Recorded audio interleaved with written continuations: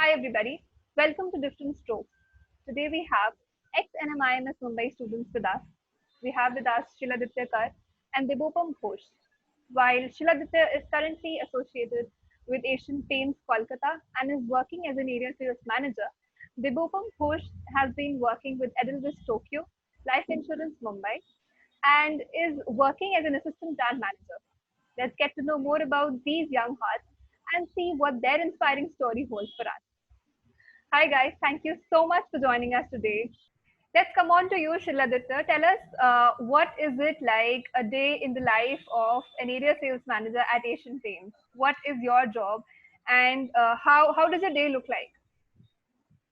Yeah, so I would not restrict to only Asian Paints. I guess when you talk about the life of an area sales manager, it more or less depends. It more or less is the same. Just that the nature of the businesses might change subject to the industry that you're a part of. So majorly, so it's about when I talk about a day in the life of an ASM per se, it generally involves basically reaching out your network of distributors, dealers, or wholesalers. So network management. Second is managing your team. So as you know, in sales, there's a daily level follow up which is required. Understanding that how is the team progressing. What are the avenues for growth that are there, and just to add on one bit, so this is the new normal that we are living with. I have been reaching out to a lot of other ASMs in a lot of other FMCG companies also. So there's a lot of focus which has come on daily billing, like because we don't know or we can't foresee that what is the future like. So we can't really plan for the year because you don't know what suddenly which city is going to get into a lockdown. So so it is very important for us as area managers to look out and find opportunities at a daily level instead of a monthly planning that we used to do, or maybe a fortnightly planning. The daily level what are the levers that we have, what are the growth opportunities that we have, looking out for new avenues, new growth areas. So as far as Asian Paints is concerned, health and hygiene, like is a space that our company has ventured into, which includes your sanitizers of the world, so both your surface and hand sanitizers, and also your Royal Health Shield, so which is an antibacterial paint. So these are the three products which go in sync with the current need of the hour as far as the end user is concerned.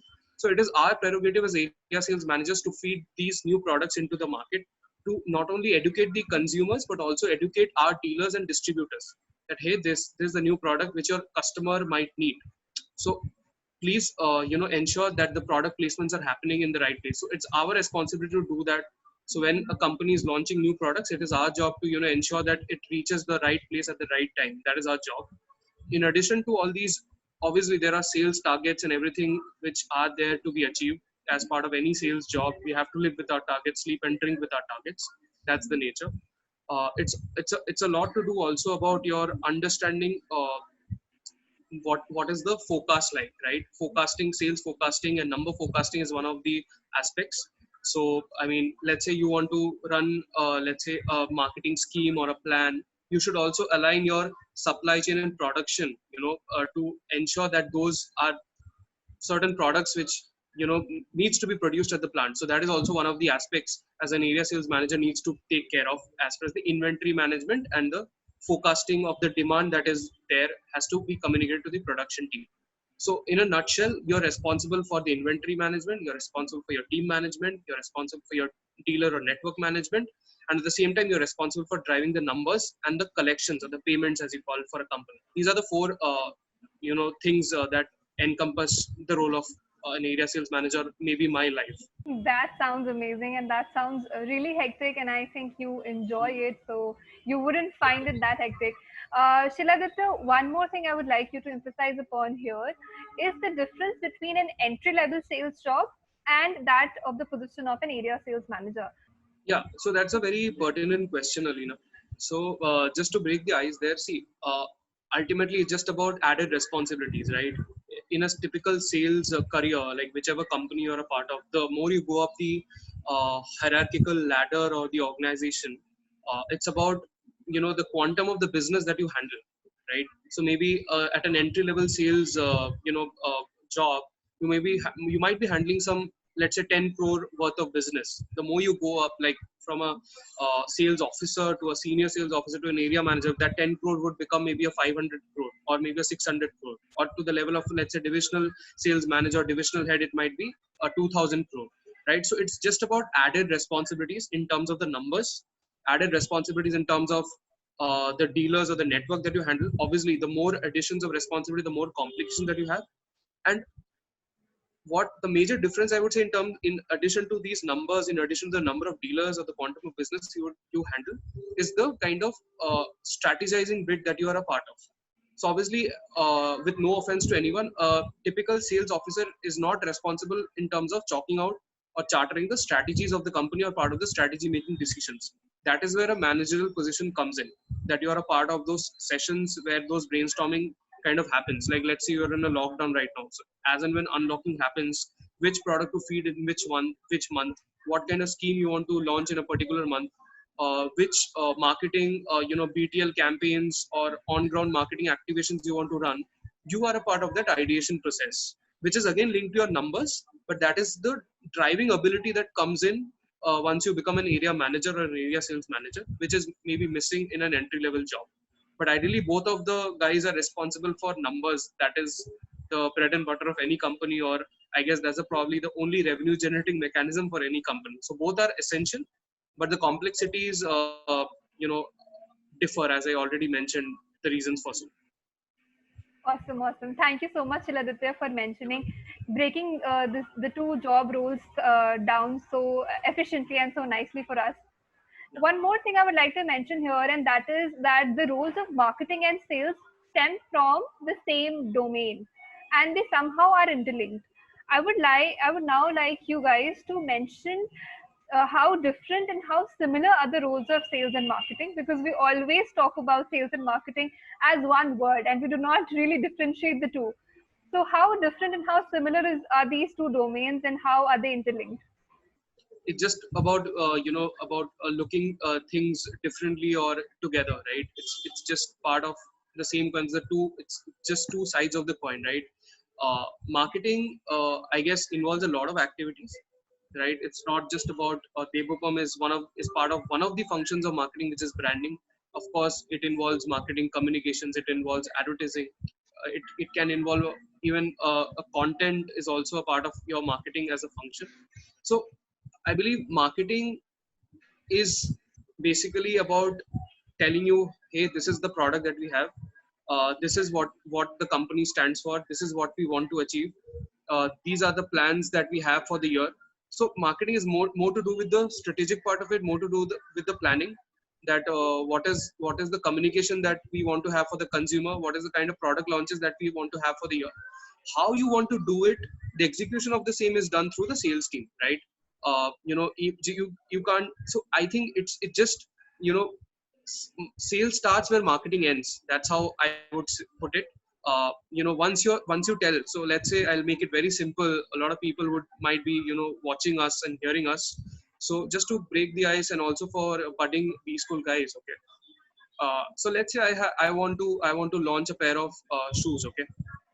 So I am the brand manager, so I have all the communication, all the 360-degree campaign and everything ready, and my consumer knows that, okay, there is a pair of shoes that I'm going to launch. But then the consumer would ask us, let's say I'm part of that organization, that, hey, I know that there's a great pair of shoes which has come into the market. I have seen your advertisement across those digital channels, but how do I buy them? Right? That is where sales comes in to make the products available. It might involve just the retailer, just a show, maybe a showroom, or maybe a plethora of channel partners, distributor, wholesaler, whatever that complexity of the business, as I already mentioned, that the product is a part of. So sales and distribution makes the product reach through the channel partners, through the supply chain. Again, it is the job of the marketer to let people know that there's a product, and also at the same time, at times, marketeers also coordinate with the production and the research and development team to get the products also. So product launch and product development is also an additional function of the marketing function. So how the product reaches the ultimate doorstep of the consumer is happen through sales as a function. So I think it's just way of looking things. These both are intertwined under the organizational umbrella. I could remember one example one of our professors gave during my B school. What is the difference between sales and marketing? I can clearly remember that. So basically, what he used to tell us ki sales are basically the wheels of an aircraft, and marketing is basically the body of that aircraft. So this is what he used to tell us. Basically, sales, the wheels takes the aircraft, like helps the aircraft move. So I think sales is one of the functions which actually helps the business move. So marketing is basically, as Sheila has mentioned, how you communicate that product to the end consumers. So how you position that product in the minds of the consumers. That is what marketing is.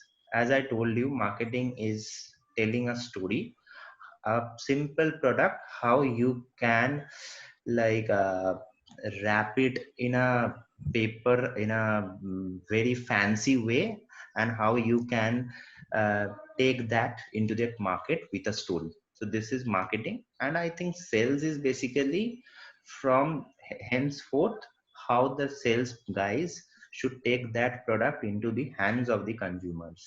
So this is what the difference between sales and marketing is. Yeah, just if I can add on to one that interesting example, it kind of it did ring a bell in my ears. So as far as the aircraft and the taking off part is concerned, I would say just to look it in a very crude manner, it is actually sales is actually the fuel which drives the aircraft.